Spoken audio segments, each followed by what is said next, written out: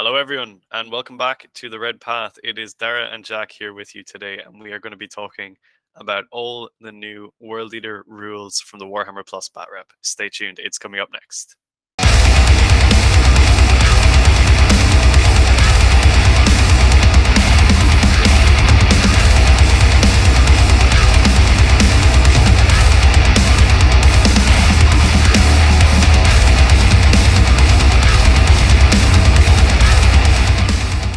Okay, so Jack, how you doing? I'm great. I'm hype as fuck. Yep. I've got a box of World Eaters at my feet that I'm gonna try and build this week, so I'm hype. I'm all aboard the hype train. It's a big day to be excited because we've seen a battle report go up on Warhammer Plus featuring the new World Leaders, including a lot of units like Angron, the 8 pound, and Berserkers, etc., etc.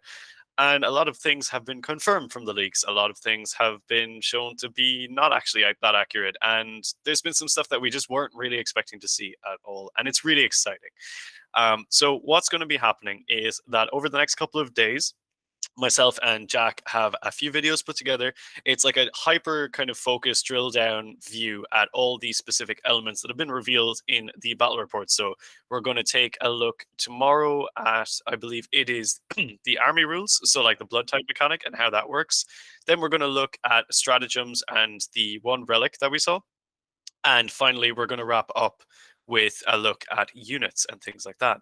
But today, we're just going to give some quick fire kind of thoughts, impressions on the Codex, how we feel about the overall theme, the dynamic of it, how we're feeling in terms of competitive ability for this new book, like what our thoughts are on the hot new units and what we're going to be bringing ourselves.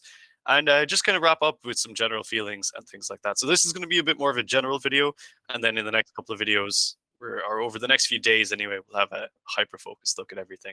So Jack, why don't you lead us in? How are you feeling about the book now that we know so much more about it, like the theme, the feel of it, all those kind of things? How does it feel to you as an army? I think they've, from what I've seen so far, it feels like they've nailed like a fluffy debate style, and I don't know why I'm surprised because like they have been doing a consistently decent job of doing that for all of the codexes for Night. Like it's an army that rewards like dying, right, and killing, and that is the dream for a World Eaters army. Like our secondaries incentivize killing stuff in melee, dying on objectives, or dying in melee.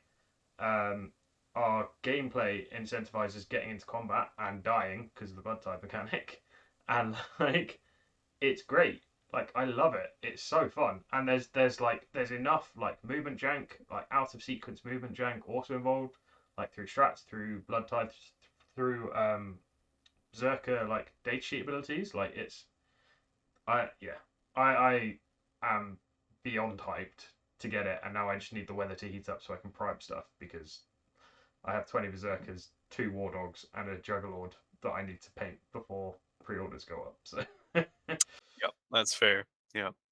Yeah, it's a really interesting one. I think there's a lovely mix of easy kind of intro rules and abilities here for people who are just joining in, just hopping on board. And there's also that little bit of I suppose more advanced rules and things that can be exploited, things that can be mastered, such as the Berserker's new like movement thing and some other blood tide abilities, some stratagems and things like that to really open up the competitive play aspects of this book. So I think it's fair to say that the skill ceiling is potentially quite high with this army, but the skill floor is low enough that newcomers can find their feet with the book. And it I don't think it's going to be easy to go 3 and 2 with this book, but I don't think it'll be too hard. it won't be like the uphill struggle, like where it's kind of like, our, we'll say, peak competitive players were kind of hitting 3 and 2, 4 and 1 at best. Um, and like a lot of other people. I mean, like, okay, let's be real. The win rate that you've shown in the last month or Like so, a couple months, yeah. yeah, it has been like around the 35%, right? Nearer 40, I think I'd say. Yeah, It's but gone it's gonna 40 go up. for It's sure. gonna go up right now. It's gonna For sure. probably start hitting around that 50 mark. by and large, thanks to a lot of these new rules. But I think you've really said it that they've nailed the theme of this army, the kind of, I suppose, aesthetic that we all kind of wanted from it, where it's like wanton slaughter being the theme, I suppose. Guys running forward, guys dying, and everyone having a great time and cool abilities procking off that. So I'm pretty happy overall. I would say, like, sure, we are all open to admitting that there's lots of things we wish were in this book that aren't. Some books. Um, hey man, they're still there. Yeah, yeah, they're coming, they're coming. Look, there's obviously a lot of stuff that we wish was there, and at the end of the day, we're still kind of a mono operation army where we're active in the combat phase, and that's kind of it. And it would have been nice to have maybe a little bit more guns or maybe some more HQ choices. We can wish all we want, but this is probably what we have for now. However, given that that's what we have, I'm not that salty about it because this looks pretty fun to play. And I like things that are fun to play. This has kind of stoked my interest a lot, I think. So I'm I'm pretty happy, I would say. Yeah. I think overall. No, Yep. I wholeheartedly agree. I think, yeah, we can, like, as a community, we can choose to be salty about like lack of HQ, lack of fast attack, lack of specific terminators, or we look at the awesome new, completely unique blood type mechanic that we've got, which is really cool, and some really cool strats that have filled gaps in where we've traditionally been weaker, or some of the new characters that we're getting, including our Primarch. Like, I personally, I'm going to choose to be really high, even if as we get onto in a later video, Angron is not necessarily the most competitive choice. He might even be considered a trap. He might even be considered a trap. Maybe You might say he that. might say that. Members of the Red Path do say that repeatedly. Yes. But we get promo. It's hype. It is We've got you promo. can't take away from the hype, right? And it is really exciting. And I think props to GW because putting out a battle report like this, that's a good marketing tactic. You know, that is a good way to drive up that hype, especially in the weeks leading up to pre-order. Way to ensure that you're going to sell things. Yes, for sure. Right. But yeah, so all that aside, hype aside, and theme aside, right? Let's move on to our kind of thoughts on, like, so, like, is this book going to be competitive? Let's do a little kind of broad sense one before we dive into our own personal takes, maybe. But, like, how competitive is this book going to be, Jack? Um, Why don't you well, give us a lovely Art of War tier, being the doctor in the house? so I had thought before I saw most of this stuff, and before I saw like quite a few leads, I had thought based off not that much information that we were probably going to be like B plus, maybe A minus, because like we're a melee army, right? And we will struggle into certain shooty armies in some situations because I've said it once before, more than once before, and I'll say it again. Shooting is just stronger because there's less risk. You expose yourself to less risk with shooting than you do. Yeah, I mean, like, when you shoot an army in 40k, you don't get shot back, but when you charge a unit, Unless you're you can shooting get both times, hit but back. Yeah, yeah. So I had thought that was going to be the limiting factor in terms of how strong we're going to be. Having seen some of the rules now, particularly the Berserker's Blood Surge rule, and then some of the strats, some of the Blood Tide stuff, I'm probably tempted to bump that up to like a decent A, possibly A plus. Um, I don't think we're S tier because I think we will struggle into shooting matchups. I think we do. What is very exciting to me is I think we do become one of the best combat armies, which is our rightful place as far as I'm concerned. Um, yeah. I'm not really sure if there's a combat army in the game that can equal us in terms of toolbox, right? yes, Not even necessarily toolbox. damage, but Yeah, just toolbox. toolbox. Yeah. Yeah. There are obviously some things that we're going to struggle into quite hard. So far, still haven't seen anything to get around phase caps, which Yeah. is going to be rough, especially as a monophase army, and that's where like allying knights and stuff comes in. But Yeah. like, I agree. I there's that. We're going to have limited access to ignoring invulns, but I think our access to that is Invocatus and just volume, which is kind of fine. Like It's kind of okay. Yeah. invulns are less of a problem, and GW seems to be making steps towards decreasing the amount of like 3-up invulns and even 4-up invulns in the game. So I'm fine with that. Its phase caps do have me a little bit worried. Obviously, one of our other weaknesses has traditionally been like fight last or interrupt or fight first. And we have a way around that now with our fight death strat, which fight on death strat, sorry, which is really fucking cheap as well. So, Yep.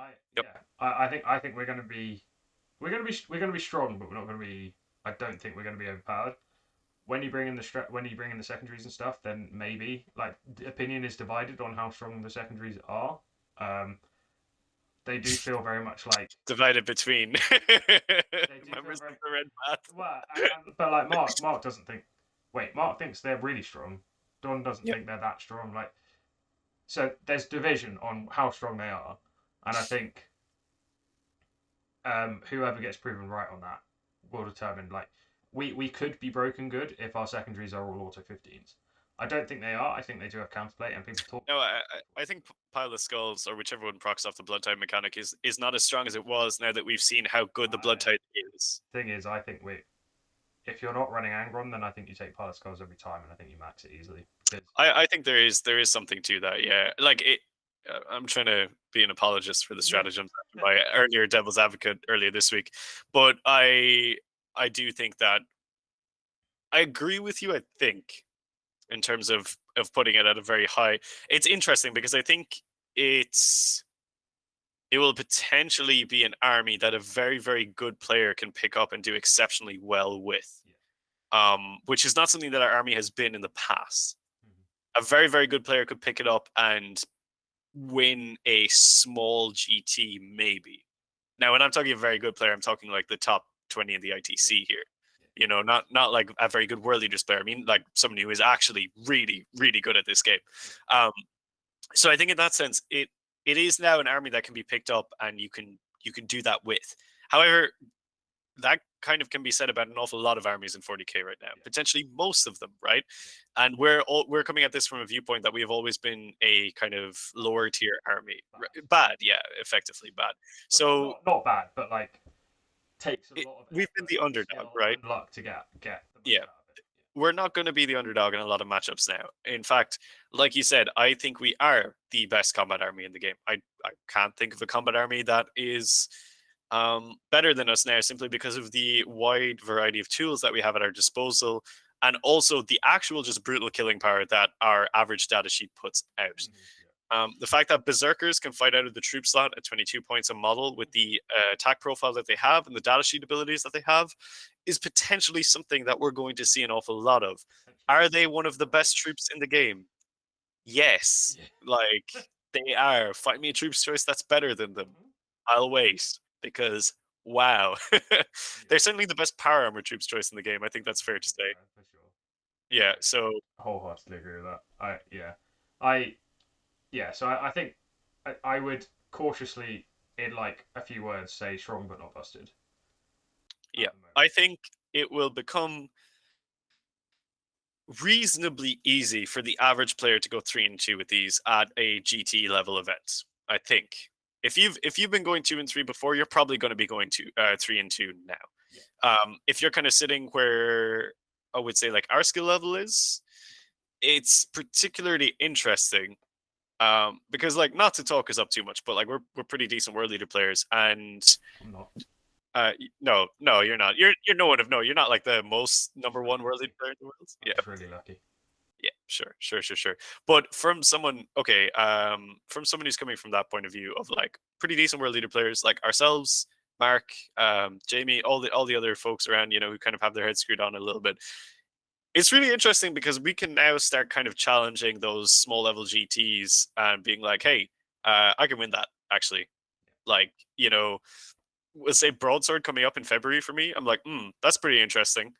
I can probably podium that now, you know, which is real cool. And I'm thinking about other really big events coming up this year, like we'll say the LGT or Coventry. And I'm like, can I go 6-2 at Coventry? Yeah.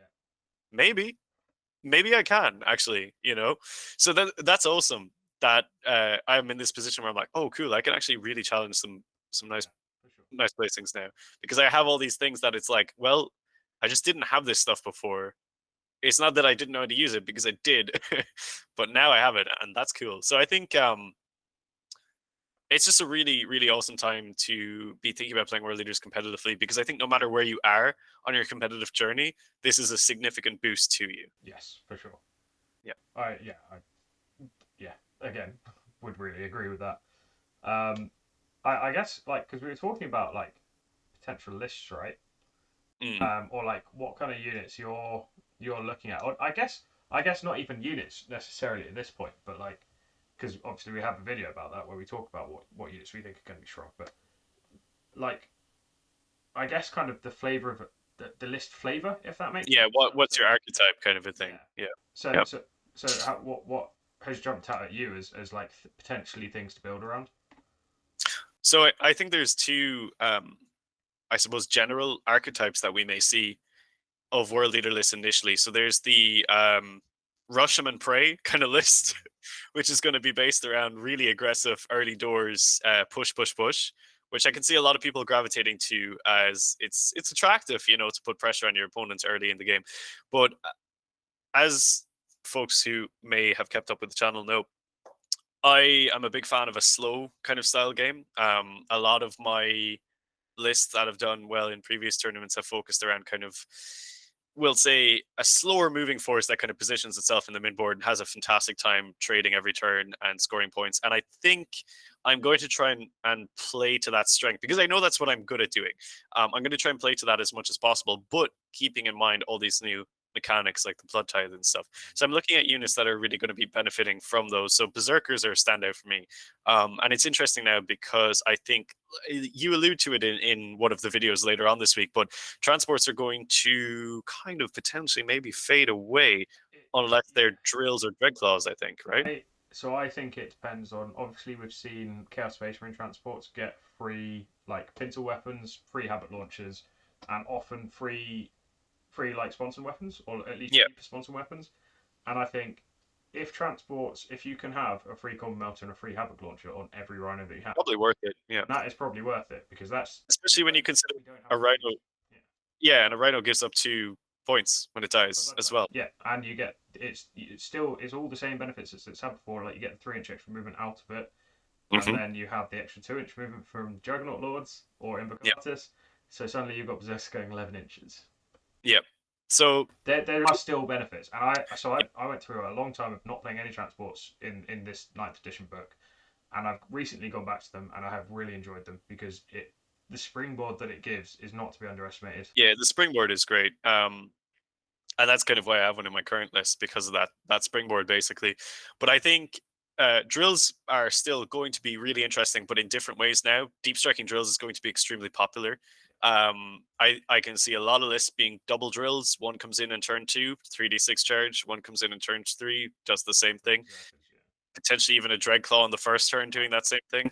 Dreadclaws, man, they're really easy to kill, but they give up 2 blood type points now. So. Exactly. Yeah. Yeah. So you could even come up with a pressure list based around a Dreadclaw drops in turn one and then a drill in each preceding turn after that with berserkers each time. Ooh, And it's pretty just like cool. every like if you think about the psyops of that list, right? Yeah, Every turn your opponent has to consider, okay, a berserker squad is gonna come in a transport that can charge me and is also pretty good. And a berserker squad is also probably going to make that charge. So I have to always deal with that. So yeah. you're constantly pushing that in your opponent's brain and being like, yes, you do realize there is still also a lot of other stuff going on It, here. it, it spreads them out as well because then they're wanting to screen for 3 turns of the game. So they spread out Mhm. loads, and you can Yeah. pick where you're applying pressure a lot more. Which, yeah, So that's one possible build. There's something to build around that. Also, I am really looking at blood slaughters because they're going to be wildly good with yes, a pretty nice shooting attack that gives +2 if they wound something and don't kill it. plus That two stacks. charge. Yeah, Yeah, that stacks really nicely with some blood tide abilities and things like that. Also, they give up 2 points when they die because they're a vehicle for the tithe as well. They're really cheap now. They're fast, and I think if you're the kind of person who wants to run demon engines at all, yeah. they're the one to run because they're going to keep up with the rest of your boys running around. And if ever I have seen a unit that has the words distraction card effects written all over its data sheet, it's this guy. Flat damage Because, 3 as well, which we don't. yeah, There's not that in much around. Like combat flat and damage 3. range. Yep. And then extra strength and attacks on the charge from the Legion trait now. And boy, do they benefit from blood tides. Like, Yeah. hell yeah. Giving those guys feel no pains and stuff, no problem. Yeah.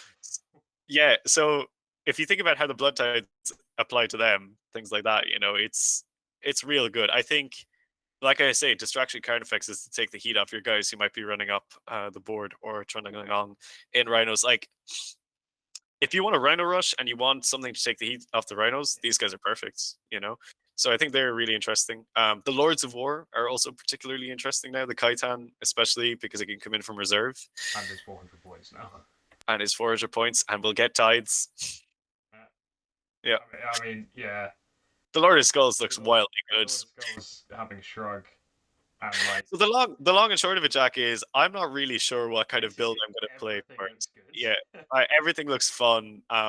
I think in the end, when everything settles out and I've given everything a little bit of a go, I'm probably going to default back to my kind of slow and steady wins the race type list. But you'd better believe that I'll be also running that drill and Dragonclaw pressure list if I can.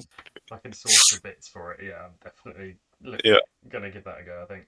So what Um, about you? What's your personal competitive take at the minute? so I'm like, and we do go into it a little bit, but I'm looking at like fast stuff, all about fast infantry. I think, and you saying like the transport thing is stuck in my head actually because like, so I want to run loads of berserkers because I just think they're at the moment they're pushed, like they're just really good for Yeah. for how much they look like they're going to cost.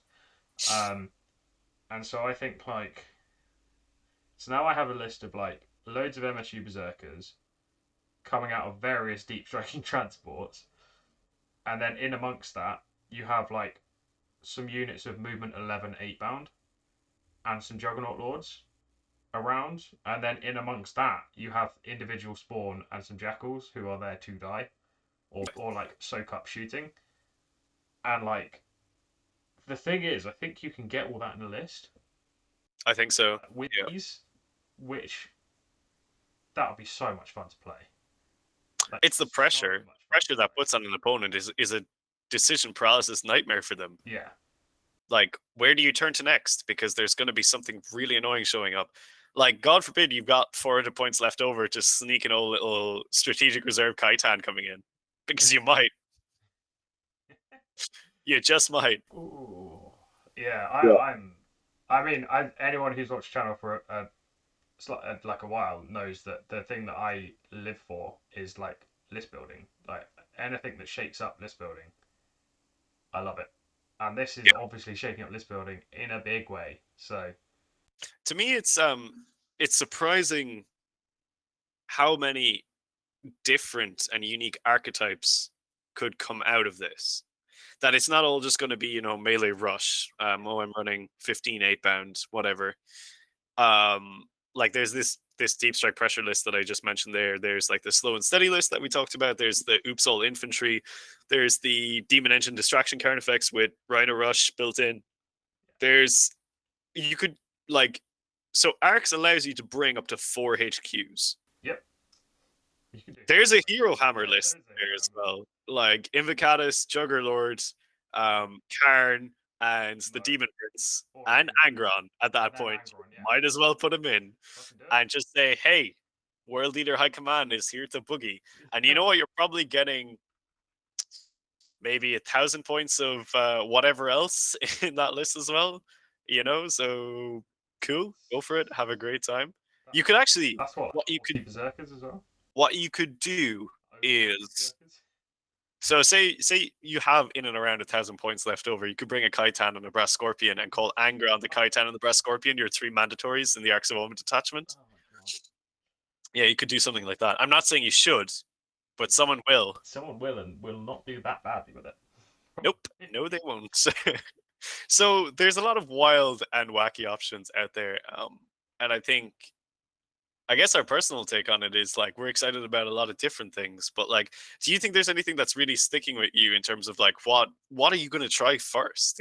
What list are you like? I need to see how this goes. So going what? So having Invocatus, Juggernaut Lord, two squads at bait bound, assuming they don't have a pre-game move built into their data sheet, which is looking like they may not now. So two squads of 5 8 bound that use Invocatus' Warlord trait pre-game move to yeet, and then you have Jackals and Spawn. So two squads of 10 Jackals, probably three individual Spawn that you yeet up onto objectives to get for like Blood God Stew type stuff, or just primary, or baiting charges that you then use to countercharge. And then basically as many berserkers as I can fit in the list. And now I want to do a Dreadclaw and 2 drills as well. But it could also be rhinos depending on points, and then maybe a demon prince just because of some damage 3. But Yep. that's no man. That's a rough idea that I've got, and I need to like actually point it and see exactly how much you can fit in, because obviously I'm we'll see on the exact output of 8 bounds. Like I've said, 5's there just to get maximum mileage out of the pre-game move. But if 3s are the way to go, then maybe 3s. I haven't even talked about Terminators, and Terminators are still going to be good. They're just going to be slow, and I think the list that the what I think is going to be the most competitive for us is going to be fast stuff. Yeah, I can see that making sense. Yeah. Yeah. So that's I guess in a nutshell where I'm at, but I haven't had that much time to like digest everything and actually write a list. But I think that's roughly where I'm at. Makes sense. What about you? Yeah, it's very. Oh man, I don't know. I think I'll probably. I'm just gonna I'm gonna get it out of my system and run an Angron list for broadswords. Yeah, Just get it out of the system, just so I don't have it lurking in the back of my mind, being like, well, you still haven't brought Angron to a tournament. So I'm just gonna go and do it, and then once that's done, I'll start playing the game seriously. But yeah, I think I'll probably run Angron, shit tons of berserkers. I might sprinkle in some 8 bound. Depends on the legality of Forge World as well. If it is, it depends how quickly that comes in. If it comes in time for Broadsword, I can see myself squeezing the old Kaitan into the list and taking Daddy Longlegs out for a run. I haven't seen him on the battlefield in a while. But yeah, who knows, man? It's just so exciting. Like I have 1,000,001 ideas that I just need to get to the table. Yeah, it is great the amount that looks like it's going to be viable. Mm. We will, I'm sure, get to some units are just better. Yeah, of course, we always do. I'm excited for the experimentation phase at the start of the book, though. It's going to be amazing. Yeah, it's going to be really, really fun. So I think that kind of summarizes our general thoughts and feelings on the kind of, I suppose, the stuff that we've seen today in the battle report, right? So this is going to be going out the day of. Like I said, over the coming days, we're going to really deep dive into those details that were shared, and we're going to kind of give our own analysis on everything and break down, maybe specific stratagems, strategies that you could play around Blood Tithe, all those kind of the nitty gritty of it. So if you love your detail, that's going to be coming up over the next 3 days or so. But in the interim, if you want to be part of the conversation, join our Discord. We have lots of great stuff going on there. Subscribe to the channel if you haven't already. This is only going to continue to get better and better, and maybe my ITC score will finally start to improve. But I would have to be attending registered events for that to occur. So who knows? Who knows? But either way, it's super exciting. This has been another installment of hype injected straight into my veins, and I'm here for it. Jack, do you have any closing remarks? I'm really excited. I think I've said it in another video. I might have said it at the start of this one. I don't remember anything at the moment. I just need the temperature to rise in the UK so I can go outside and prime stuff so I can paint. Yep. My hobby list is very long before pre-orders comes out, of stuff that I'm trying to like convert so that I'm ready like day one kind of stuff. Yeah. But yeah, no, I'm just so excited to put this stuff on the table and play with new rules. just kind of like Owen Wilson, like wow, what it's doing. Play with actual World Eaters rules that aren't Faith and Fury. I'm excited. It's yeah. Wow, when you put it like that, that's something else. Yeah. What a great way to send it out. I think a fantastic closing remark from the Doctor himself. So everyone, thank you so much for watching. I hope you're hyped. Let us know what you think about all these rules in the comments below. Like I said, join the Discord where we can chat more in depth about everything. So tune in tomorrow for the first installment in our kind of deep focus on all these rules. But until then, folks, you stay healthy, stay safe, and kill main.